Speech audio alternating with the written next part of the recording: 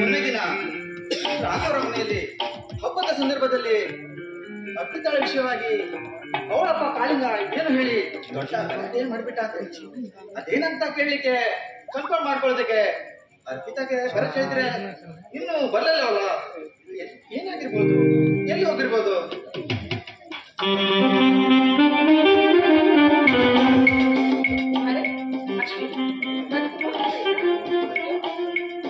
ಆದ್ರೆ ಆಗ್ಲಿ ಬಿಡು. ಹಾಗೆ ನಿನ್ನೆ ದಿನ ನಿಮ್ಮ ರಾಘವರ ಮನೆಯಲ್ಲಿ ಏನಾದ್ರೂ ನಡೀತಾ? ಏನಾದ್ರೂ ಸಮಸ್ಯೆ ಆಯ್ತಾ? ಚೆನ್ನಾಗಿ ಹಬ್ಬ ಎಲ್ಲ ಸಮಸ್ಯೆಗೆ ಮೂಲ ಕಾರಣ ಬೇರೆ ಯಾರು ಅಲ್ಲ, ನಮ್ಮ ಅಪ್ಪ ಕಾರಣ. ಯಾಕೋ ಏನಾಯ್ತು ಅಂದ್ರೆ ಅಶ್ವಿನ್, ಅವತ್ತು ನಾವೆಲ್ಲರೂ ಹಬ್ಬ ಆಚರಿಸ್ತಾ ಆರಾಮಾಗಿ ನಕ್ಕು ನಡೀತಾ ಇದ್ವಿ. ನಮ್ಮಪ್ಪ ಬಂದ್ಬಿಟ್ಟ. ಬಂದ ಆಮೇಲೆ ಏನಾಯ್ತು ಗೊತ್ತಾ ನಿಮ್ಗೆ? ಏನಾಯ್ತು ಅರ್ಪಿತಾ, ಹೇಳು. ಇನ್ನೇನಾಗುತ್ತೆ, ನನ್ನ ಅತ್ತೆ ಮಗ ಚೈತನ್ಯ ಇದ್ದಾರಲ್ಲ, ಅವ್ರಿಗೆ ನನ್ ಕೊಟ್ಟು ಮದ್ವೆ ಮಾಡ್ಬೇಕು ಅಂತ ಹೇಳಿದ್ರು. ನಮ್ಮ ಮಾವ ಅಲ್ಲ ಹಿರಿ ಮಗ ಬರುತ್ತಿದ್ದಾನೆ, ಅವ್ನ ಇಟ್ಕೊಂಡು ಚೇತನ ಕೊಟ್ಟು ಹೇಗೆ ಮದ್ವೆ ಮಾಡೋದು ಅಂತ ಹೇಳಿದ್ರು. ಅಲ್ಲಿ ಜಗಳ ಶುರುವಾಯ್ತು ನೋಡು. ಅಬ್ಬಾ, ಯಾವ ತರ ಹೇಳಿದ್ರು ಅಂದ್ರೆ, ಭರತ್ ಯಾವುದೇ ಬೀದಿ ಹುಟ್ಟಿದ ಯಾವುದೋ ಒಂದು ಅನಾಥ ಮಗು, ಅವನಿಗೆ ನನ್ನ ಮಗಳು ಕೊಡೋದಕ್ಕೆ ಸಾಧ್ಯ ಆಗುತ್ತಾ? ಹಾಗೆ ಹೇಗೆ ಅಂತ ರಂಪಾಟ ಮಾಡಿ ಕೊನೆಗೂ ಪಾಪ ಭರತ್ ಮಾವ ಬೇಜಾರು ಮಾಡ್ಕೊಂಡು ಮನೆ ಬಿಟ್ಟು ಹೊರಟು ಹೋಗೇ ಬಿಟ್ಟು ನೋಡು. ಭರತ್ ಮನೆ ಬಿಟ್ಟು ಹೋದ? ಅಲ್ಲ ಸರಿ, ಅವನು ಎಲ್ಲಿ ಹೋಗಿರ್ಬೋದಂತ ವಿಷಯ ಏನಾದ್ರು ನಿನ್ ಗೊತ್ತಾ? ಅವ್ರ ಚೇತನ್ ಮಾತಾಡೋ ಮನಸ್ಸಿಗೆ ಆ ಮಾತು ತುಂಬಾ ನೋವು ಮಾಡ್ಕೊಂಡು ಅವ್ರು ಎಲ್ಲಿ ಹೋದ್ರು ಏನೋ ಪರಿಚಯ ನಿಮ್ಗಿದೆಯಾ? ಅಯ್ಯೋ, ಪರಿಚಯದವನಂತ ಕೇಳ್ತಿದಲ್ಲ ಅರ್ಪಿತಾ. ಹಿಂದಿನಿಂದಲೂ ಅವನೊಬ್ಬ ನನ್ನ ಪ್ರಾಣ ಸ್ನೇಹಿತ, ತುಂಬಾನೇ ಸ್ವಾಭಿಮಾನಿ ಮನುಷ್ಯ ಕೂಡ.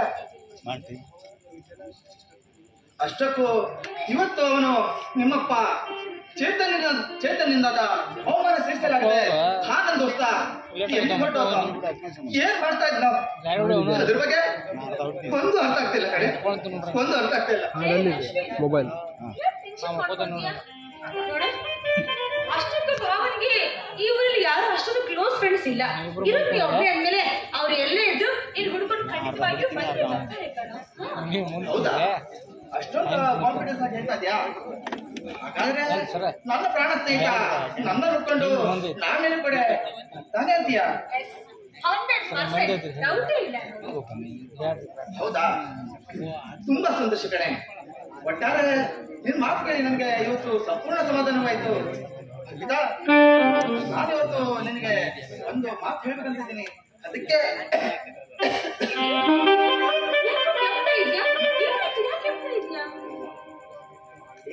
ಗಾಬರಿ ಪಡುವಂತ ಅರ್ಥದೇನಿಲ್ಲ ಕಣೆ. ಸ್ವಲ್ಪ ನೆಗಡಿ, ಹಾಗೆ ಸ್ವಲ್ಪ ಜ್ವರ ಕಾಣಿಸ್ಕೊಂಡಿತ್ತು ಅಷ್ಟೇ ಕಣೆ.